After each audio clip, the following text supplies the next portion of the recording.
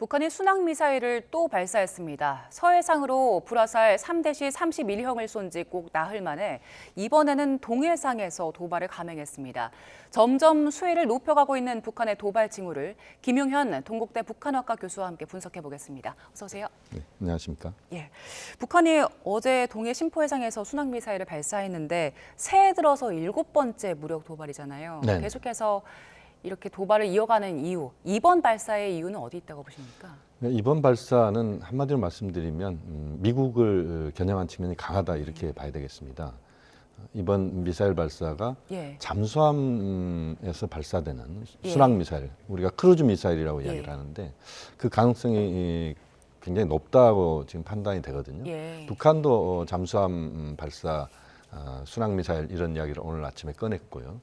그렇게 보면 괌이나 또는 하와이의 미군 기지들도 물리적으로는 타격이 가능한 그런 그 미사일 발사가 있었다 이렇게 판단할 수도 있습니다. 특히 잠수함에서 발사가 만약에 이루어졌다면 잠수함 자체는 사실 입항하거나 출항할 때, 그다음에 공기 주입하기 위해서 부상할 때 이외에는 굉장히 그 찾기가 어렵거든요. 그러니까 침몰시키는 것이 굉장히 어렵다라고 봐야 되는데 그렇게 보면 예를 들면 그 크루즈 미사일의 최대 사거리가 대체로 많이 날아가면 한 2,000km 정도 넘지는 못하거든요.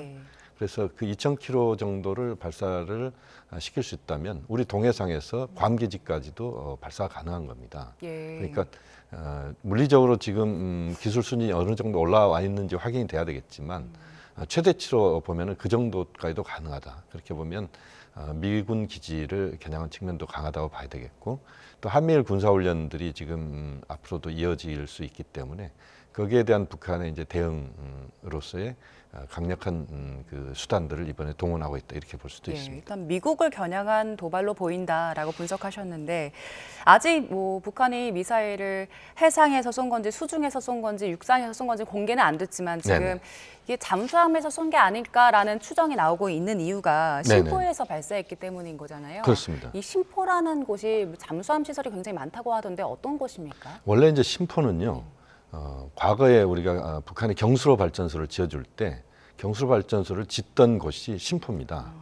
거기에서 경수로 발전소를 짓다가 지금 중단돼 있는 곳인데 여기에 이제 지금 보면 심포 지형을 보시면 알겠습니다만 이제 심포가 약간 반도가 약간 돌출되어 있는 부분이 있어요. 그렇기 때문에 이제 북한의 주요 해군 기지 그 중에서도 잠수함 관련된 그야말로 잠수함의 개발과 실험, 그다음에 잠수함의 전반적인 어떤 건조, 요것이 지금 이제 그 지도에도 나오고 있습니다만 지금 함경남도 함흥 바로 위에는 심포에서 지금 진행되고 있다 이렇게 지금 북한도 이야기하고 있고 우리 정보당국이나 미군 정보당국도 확인하고 있습니다. 그렇기 때문에 이번에 미사일 발사가 이제 심포 지역이라면 잠수함과 밀접한 연관이 있을 것이다 이렇게 봐지고요. 오늘 조선중앙통신이 이제 보여준 사진들이 있는데 그 사진들을 보면 그 물 속에서 그러니까 바다 속에서 발사하는 것으로 사진들이 지금 나오고 있습니다. 그렇게 보면 지금 이제 사진들 일부가 나오고 있는데 잠수함 발사 가능성이 매우 높다 이렇게 봐집니다. 저희 그 오늘 북한 측에서 공개한 사진을 좀 볼 수 있습니까? 지금 이게 지금 발사되는 장면을 공개한 건데 일단 그 해상에서 나오고 있는데 이게 약간 수직으로 올라가는 게 아니라 비스듬하게 발사가 되고 있네요. 이걸로는 어떤 점을 저희가 추정해 볼 수 있죠? 지금 이제 두 가지를 봐야 되는데 잠수함에서 발사되는 것은 이제 대체로 수직 발사관을 통해서 발사가 되는 경우가 대부분입니다. 그러니까 잠수함 속에서는 점화가 안 되거든요. 그러니까 잠수함에서 미사일이 튕겨져 나와야 됩니다. 지상으로. 그 다음에 이제 지상에서 점화가 이루어져서 이제 날아가야 됐는데 지금 이제 저 화면들을 보면 각도 자체가 수직 발사관 각도는 아닌 것이다. 이렇게 지금 좀 판단이 되고 있습니다. 그래서 아마 이제 어뢰관을 통해서 발사한 것 아닌가. 그러니까 잠수함에서 보면은 이제 대체로 모든 잠수함은 어뢰를 발사할 수 있는 시스템을 갖추고 있습니다. 그런데 3,000톤급 이상 잠수함인 경우에는 이 수직 발사관을 갖출 수가 있거든요. 그래서 수직 발사관을 통해서 거기에서 SLBM이랄지 SLCM 그러니까 잠수함 발사 탄도미사일 또는 잠수함 발사 순항미사일이 발사가 가능한 겁니다. 그렇기 때문에 이번 미사일 발사의 그 각도를 보면 현재로서는 그 어뢰관을 통해서 발사한 것 아니냐는 그런 추측을 가능하게 할 수 있다고 봅니다. 예, 그리고 오늘 또 북한에서 발표하기로는 이게 그 네. 나흘 전에 썼던 불화살 3대시 31형과 같은 거라고도 발표를 했잖아요. 그리고 네네. 저희 그 발사되는 동체를 봐도 무늬 없이 이게 흰색으로 되어 있던데 네네. 불화살 1, 2형이랑은 아예 다른 형태더라고요. 네네. 나흘 사이에 네네. 같은 불화살 3대시 31형을 다시 발사한 이유는 어디에 있다고 보세요? 그러니까 이제 이건 굉장히 중요한 그 질문을 하신 건데요.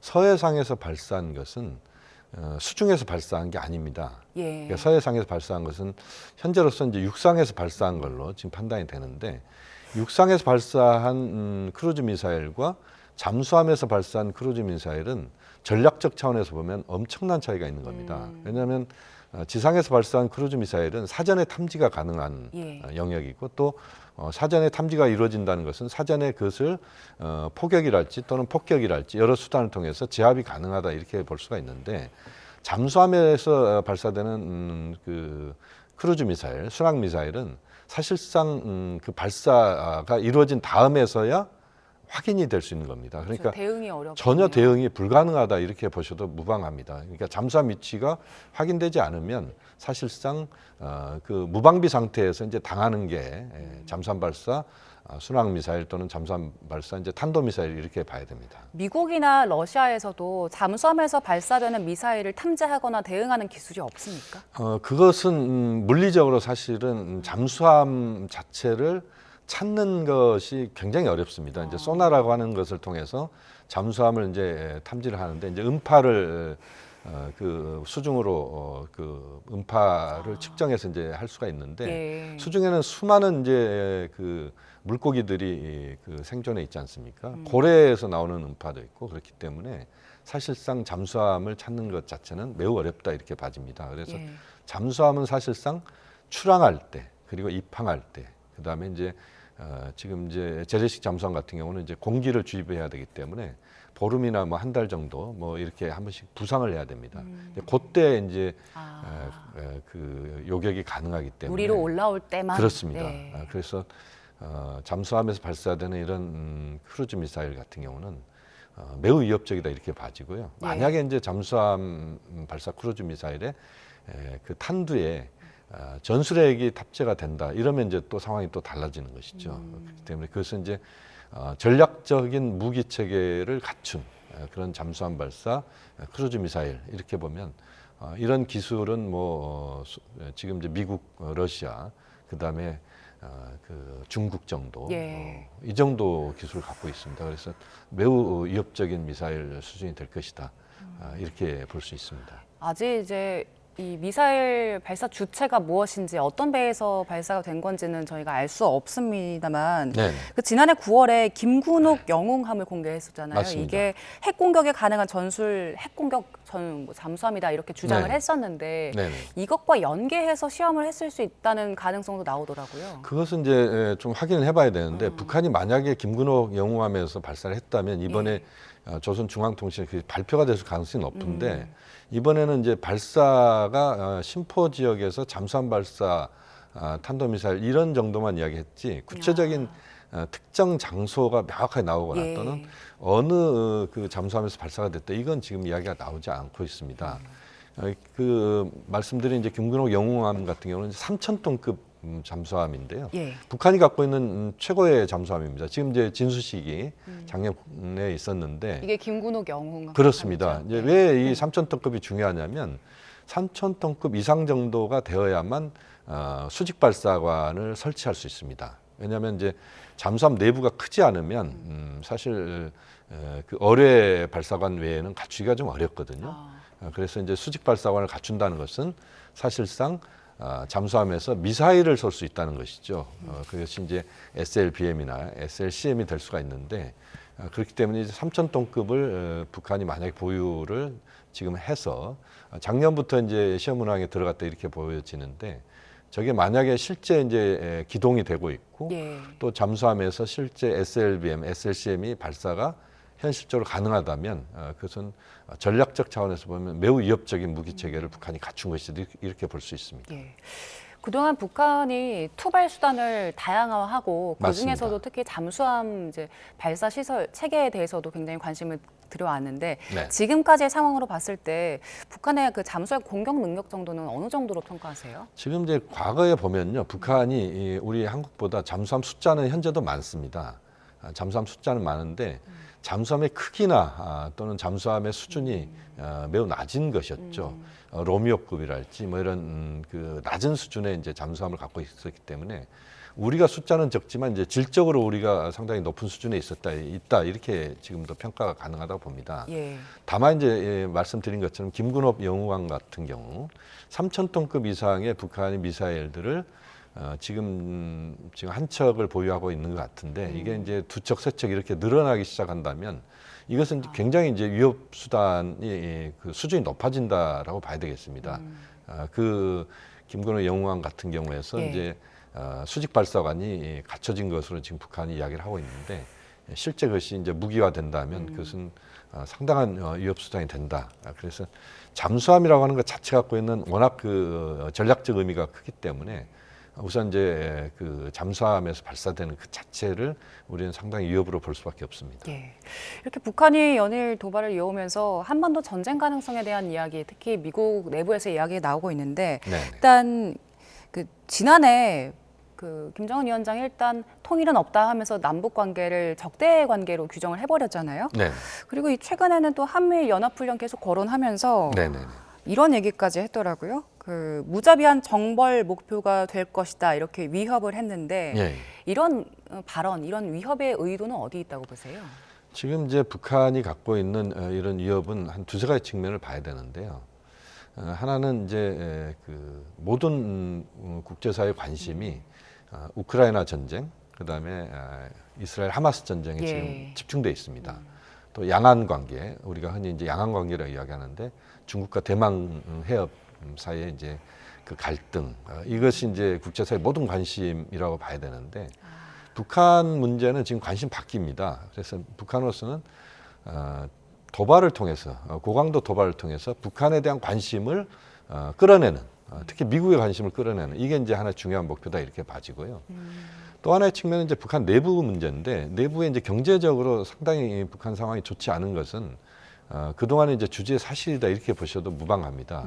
특히 북한의 이제 제재가 계속 2017년도부터 강화된 제재가 지금 발동하고 있고 예. 또 코로나 때문에 북한이 문을 그동안 3년 이상 닫았습니다. 그 상황에서 이제 북한의 지방 경제가 지금 굉장히 좋지 않다. 이게 김정은 위원장이 직접 본인이 정치국 확대에서 한 이야기입니다. 지금 화면에 나오고 있습니다만 예.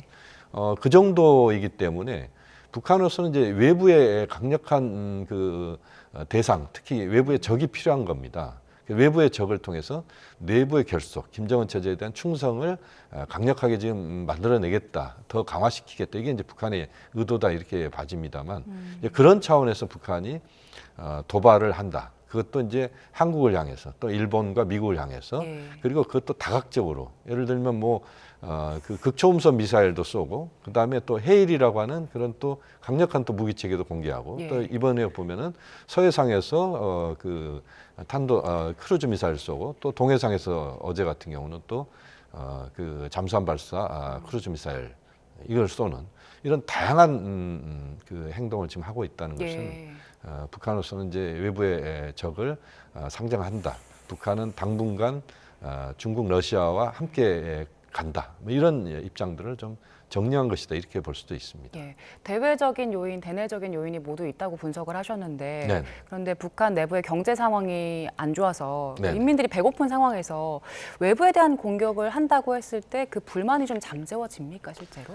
결국 북한 내부에서 주민들이 갖고 있는 생각은 북한의 주민들은 북한 내부의 정치에 별 관심이 없습니다.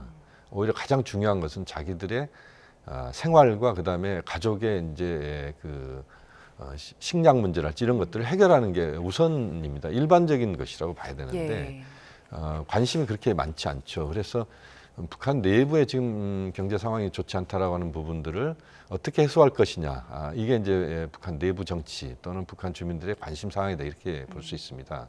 그러니까 외부와 관련된 부분에서는 이제 강력하게 이제 적을 상정해서 그 결속을 꾀하면서 또 내부의 경제 상황들을 개선해야 되는 이 두 가지 과제를 북한이 갖고 있는데 현재로서는 녹록지는 않습니다만 어쨌든 외부와 관련된 부분에서는 일정 정도 북한이 미국과 국제사회에 대한 북한의 그런 도발이 뭔가 현재로서는 그 100% 북한의 입장들이 지금 반영되지는 않고 있습니다만 지금 점진적으로 북한 위협이 국제사회에 좀 주의를 환기시키는 그런 효과는 갖고 있다, 만들어내고 있다 이렇게 볼 수도 있습니다. 예. 그래서 그런지 미국 정부가요 북한의 도발에 대해서 최근 그 도발을 주시하고 있고 일단 북한의 위협에 대응해서 한국을 방어하겠다 이런 입장을 내면서도 동시에 네네. 대화의 문은 열어놓고 있더라고요. 네, 그렇습니다. 북한에서는 그러면은 지금 대화가 좀 필요한 상황일 수도 있는 거잖아요. 네네. 좀 대화에 응할까요? 지금 그렇게 대화를 북한이 덥석 물 가능성은 높지는 않습니다. 이제 다만 이제 우리가 아마 주목을 해야 될 부분이 있는데 미국 같은 경우는 지금 우크라이나 전쟁도 사실은 미국과 러시아의 전쟁이다 이렇게 보셔도 무방합니다. 또 이스라엘 하마스 전쟁도 미국이 깊이 개입돼 있고 양안 관계, 중국 대만 관계에 있어서 미국이 깊이 개입될 수밖에 없는 상황이지 않습니까? 이렇게 보면 미국 입장에서는 지금 두 개의 전쟁을 하고 있다고 봐야 되고 플러스 알파까지 지금 하고 있다고 봐야 되는데 여기서 지금 북한과의 전쟁 또는 북한의 도발이 군사 긴장 수위를 높이면서 한반도에서의 국지전이랄지 이렇게 갈 경우에 미국으로서는 굉장히 감당하기 어렵다라고 봐야 됩니다. 일본도 마찬가지라고 봐야 되고 중국도 역시 마찬가지입니다. 러시아는 뭐 더더욱 우크라이나 전쟁이 지금 몰입하고 있는 상황이기 때문에 그렇게 보면 국제사회는 사실 한반도에서의 군사 긴장이 고조되는 것을 원치 않는다 이렇게 보셔도 저는 무방하다고 봅니다. 그러니까 미국 입장에서도 북한의 지금 도발의 형태들이 단계적으로 지금 수위를 높여가고 있지 않습니까? 이 수위를 높여가고 있는 것을 보면서도 미국은 지금 한편으로는 이제 강력한 한미일이 억제를 하겠다 이런 입장도 같지만 또 한편으로는 북한과 대화를 하겠다. 그래서 더 이상 한반도의 군사적 긴장 수위가 높아지지 않도록 상황을 관리하는 이런 정도는 미국이 지금 정책적 목표를 거기에 두고 있다고 봐야 되기 때문에 미국은 계속 아마 북한에 대해서 대화 메시지를 보낼 가능성이 저는 높다고 봅니다.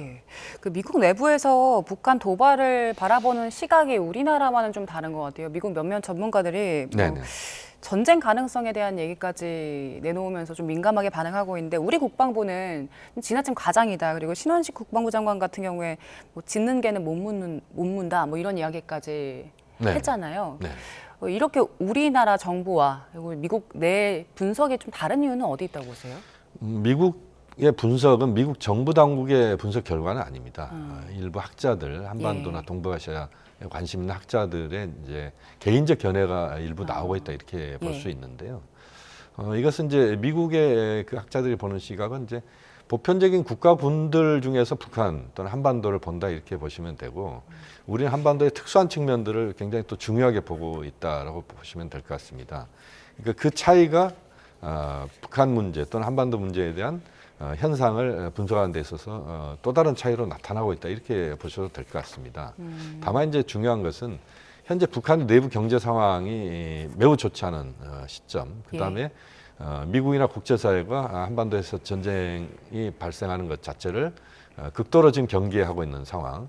이것은 이제 중국, 러시아도 마찬가지라고 봐야 되는데 이 시점에서 북한이 자해적 상황이 아니고서는 전쟁을 일으킬 가능성은 저는 없다라고 봅니다. 그렇게 보면 현실적으로 전쟁 가능성은 제가 볼 때는 매우 낮다, 거의 없다라고 봐지고 다만 이제 북한의 지금의 이제 한반도에서 군사 긴장이 고조되면서 우발적 돌발적 사태가 발생하고 그 과정에서 이제 연평도 포격 사건과 같은 국지전 같은 그런 국지전이랄지 뭐 이런 식의 가능성들은 열려 있다. 그래서 이제 그것을 억제할 수 있는 또는 그러한 사태가 발생하지 않도록 할 수 있는 차원에서의 한미 당국의 매우 적극적인 어떤 그런 억제 노력 또 그 과정에서 상황을 또 순화시킬 수 있는 다양한 외교적 노력 이런 부분들도 함께 할 필요가 있다고 보고 있습니다.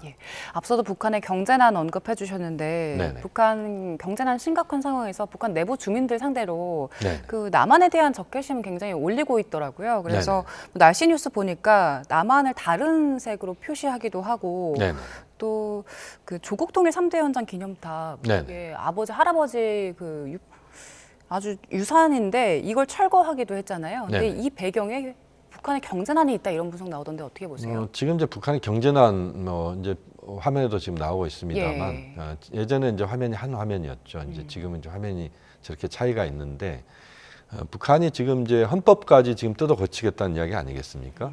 그래서 이제 남측과의 각을 굉장히 지금 세우겠다는 것이고 남한을 이제 국가 관계로 이제 대우하겠다는 거잖아요. 이제 그런 일련의 과정에서 이제 저런 식의 이제 화면 그 조선중앙TV 화면에도 지금 나오고 있다 이렇게 볼 수가 있는데 어쨌든 북한 내부에서 이제 한국과의 모든 협상이나 대화는 없다. 그래서 그렇다면 우리는 똘똘 뭉쳐서 우리끼리 가야 된다.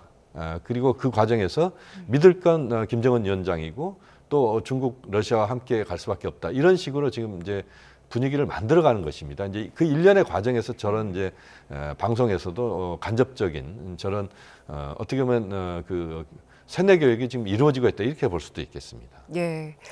그 경제와 관련해서 뭐 중국에 파견된 북한 노동자들이 뭐 연쇄적으로 파업을 하고 폭동을 일으켰다 이런 얘기가 나올 정도로 상황이 안 좋은 것 같은데 그 어제 북한 김덕훈 내각 총리가 평양을 시찰했다는 이제 보도가 나왔습니다. 근데 이 네. 사람이 어떤 사람인가 하고 보니까 지난해 숙청 위기를 극복했고 이례적으로 자리를 네. 유지했더라고요. 네. 그런데 김덕훈 내각 총리를 다시 이제 앉힌 게 네. 오히려 김정은 위원장에게 자충수가 될 거다 이런 전망이 나오고 있는데 이건 어떤 분석입니까? 지금 화면을 보십니다만 이제 김덕훈은 북한의 경제 관련된 부분에서 매우 중요한 역할을 해왔던 사람입니다. 그러니까 북한의 그 경제 관료들 최근에 보면은 이제 돌려막기 형식이 좀 나타나고 있는 모습을 볼 수가 있는데 그렇다면 뭐냐면 이제 지금까지 경제 상황이 좋지 않잖아요. 그런데 이제 과거 인사들이 다시 나오기 시작한다는 것은 경제 어떤 방향이랄지 이런 것들을 좀 새롭게 돌려야 되는데 그러지 못하는 것입니다. 그러니까 이제 김정은 위원장 입장에서는 물론 본인도 답답할 수도 있겠지만 뭔가 방향들을 좀씩 전환하면서 물론 단계적으로 당장 뭐 획기적인 전환이 어렵다면 예를 들면 뭐 북한 경제에서 가장 기본적인 그 협동농장이랄지 이런 데에서의 보다 많은 그 개혁적인 방식들을 좀 찾아야 되는데 그런 것들이 현재 어떤 북한의 경제 관료들로 보면 좀 한계가 있는 것 아니냐 뭐 이런 거거든요. 그래서 북한 김정은 위원장 입장에서는 현실적으로 지금 상황들을 좀 관리하면서 내핍과 절약 뭐 이런 쪽으로 북한이 전통적으로 그 추구했던 그런 어려운 상황에서 이제 돌파하는 방식들을 좀 취하고 있는 이런 점에서는 뭔가 좀 새로운 변화를 모색하지 못하고 있다. 이 부분은 좀 안타까운 부분이다라고 보고 있습니다. 예, 알겠습니다. 북한 도발과 또 내부 상황 함께 짚어봤습니다. 김용현 동국대 북한학과 교수와 함께했습니다. 고맙습니다.